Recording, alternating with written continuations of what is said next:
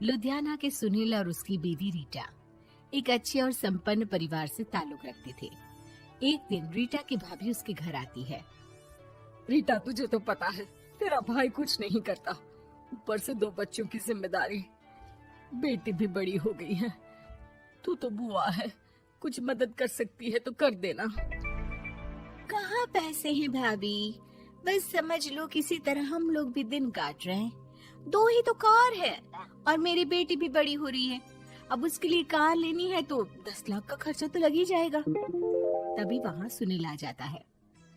अरे शशि, क्या है, तू हमेशा पैसों के लिए परेशान क्यों रहती है? वैसे क्या जरूरत थी बेटी की शादी इतने बड़े घर में तय करने की? अरे पैसे नहीं थे तो ऐसे ही कर देती कहीं शादी। इतने बड़े होटल में क्यों कर रही है शादी? लेकिन यहाँ तो मामला शादी का है, डेट तय है। दरअसल तेरे भतीजे के पीएफ के पैसे आने हैं, पर उसमें देर हो रही है। जैसे ही पैसे आ जाएंगे मैं तेरे अकाउंट में डलवा दूंगी। ठीक है, हम लोग सोचकर बताएंगे। तभी वहाँ भतीजा आ जाता है। फूफा जी, आप लोग ही मदद कर सकते हैं, वरना तो कैसे काम होगा समझ में ही नहीं आ रहा। मैं वादा करता हूँ जैसे ही पैसे आ जाएंगे मैं आप लोगों को वापस कर दूंगा। हाँ भाई, ठीक है।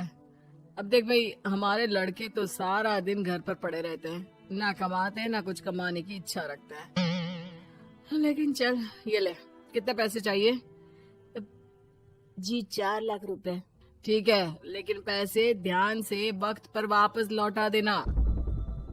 सुनील मुसीबत के वक्त बीवी के भतीजे की मदद तो कर देता है, लेकिन उन लोगों के जाने के बाद देख ले रीटा, तेरे मायके वालों ने मांगा तो दे दिया, वरना इन लोगों का मुझे कोई भरोसा नहीं है।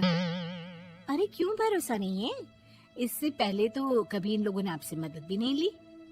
हाँ, ली तो नहीं, लेकिन पैसे की किल्लत ही रहती है ना इन लोगों के पास। अरे ठीक है ना, नहीं लौटा पाए तो भतीजे के ससुराल से निकाल देंगे। सुना है बड़े घर में शादी हो रही है। सुनील और रीटा पैसे तो दे देते हैं, लेकिन अगले रोज ही। हाँ भाई साले साहब, क्या हाल है? ठीक हूँ जीजा जी। क्या बात है, सालों बाद आपका फोन, जरूर कोई बात होगी, बताइए ना। अरे वो तेरी बड़ी भाभी आई थी, बेटी की शादी कर रही है ना, तो पैसे लेने के लिए मैंने दे दिए 4 लाख। सोचा भाई किसी गरीब की बेटी की शादी हो रही है, पुण्य मिल जाएगा। अच्छा किया जीजा जी, उनका बेटा बहुत मेहनती है, जल्द ही लौटा भी देगा। वहीं रीटा भी फोन करके हर किसी को पैसे देने की बात करती है। रीटा की भाभी शशि के पास उसके भाई का फोन आता है। तूने सुनील से पैसा लिए हैं क्या? नहीं भाई, सिर्फ बात की है, बोल तो रहा है कि दे देगा। वो लोग मदद करने वालों में से नहीं है, और मदद कर भी दे लेकिन समाज में गा गा कर हालत बुरी कर देते हैं। अब गाने दीजिए ना भाई, मैं क्या कर सकती हूँ, मेरे पास कोई ऑप्शन भी तो नहीं है। बेटी की अगले हफ्ते शादी जो है।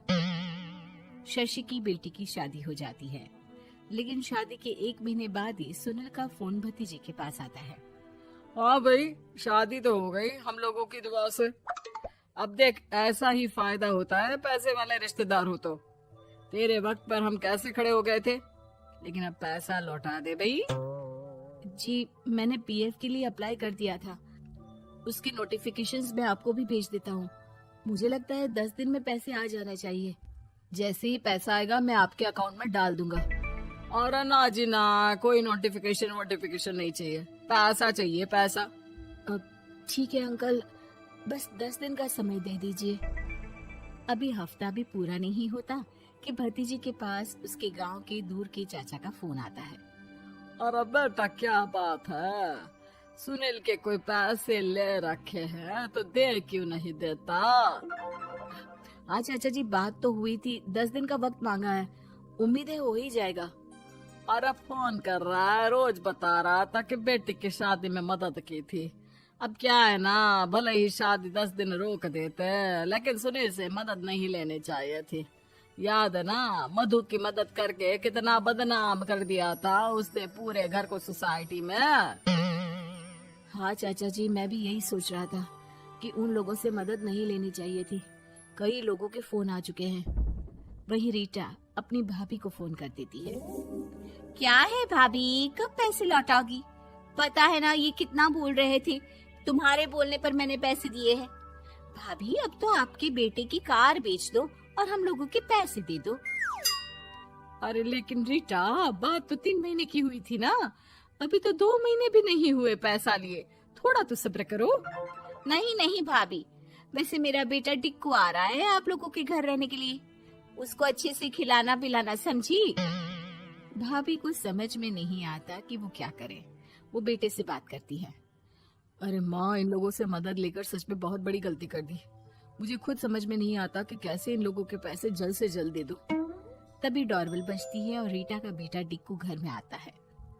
आओ बेटा, मामी के घर पहली बार आए हो रहने? आप पापा बोल रहे थे कि आप लोग पैसे का ब्याज तो दे नहीं पाओगे, तो तब तक मैं यहीं रह लूं। और हाँ, मैं एसी के बिना नहीं सो पाता। आप लोग अपना देख लेना और पैसे जल्दी लौटा देना, क्योंकि मैं थोड़ा जल्दी जाना चाहता हूँ। रीटा का फोन शशि के पास आता है। भाभी, पैसे कब तक दोगे? बेटे की विदाई के बाद शशि के घर का माहौल बिल्कुल बदल जाता है। वो हर वक्त बेटे से उसके पीएफ के पैसे पूछती, और पीएफ यानी कि सरकारी काम। आजकल में पूरा 1 महीना और बीत जाता है। भाभी, मैं और ये अमेरिका जा रहे हैं, घूमने के लिए पैसों की बहुत जरूरत है।